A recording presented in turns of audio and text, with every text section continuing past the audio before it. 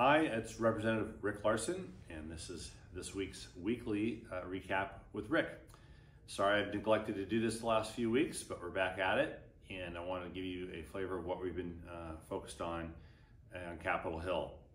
This week I joined members of the Transportation and Infrastructure Committee to host and hold a roundtable discussion with the Corps of Engineers, the Coast Guard, and Federal Highways Administration in order to discuss what happened, what we know happened at the Francis Scott Key Bridge, and what actions we may be asked here in Congress to take in order to replace that bridge.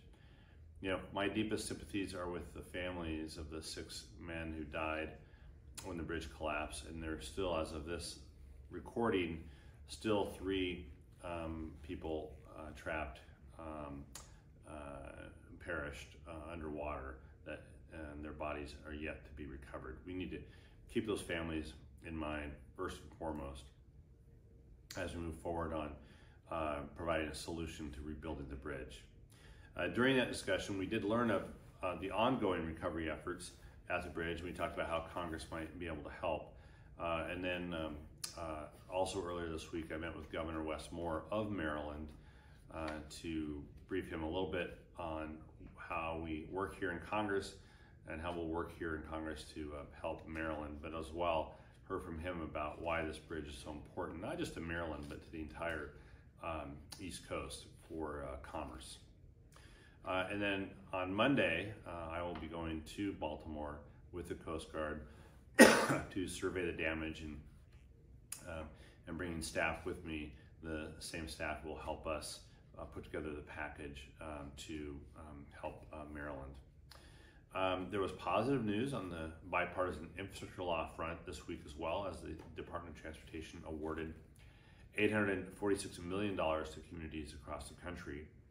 That included a little bit of an amount, $300,000 for the Skagit Council of Governments to conduct a plan that will assess vulnerabilities in Skagit County's transportation system, vulnerabilities due to extreme weather. So far, the BIL has delivered more than $8.7 billion to Washington State, with over 670 specific projects identified for funding.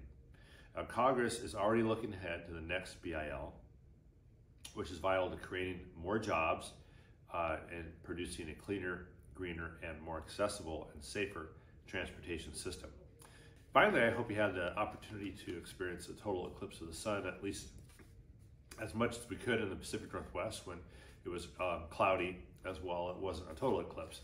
But I was at NASA's Wallops flight facility in Virginia, where I saw NASA launch 3 sounding rockets. These rockets are studying how the Earth's upper atmosphere is affected when sunlight momentarily dims over a portion of the planet. And that data will be sifted through, and then we'll know a little bit more about this planet that is called Earth.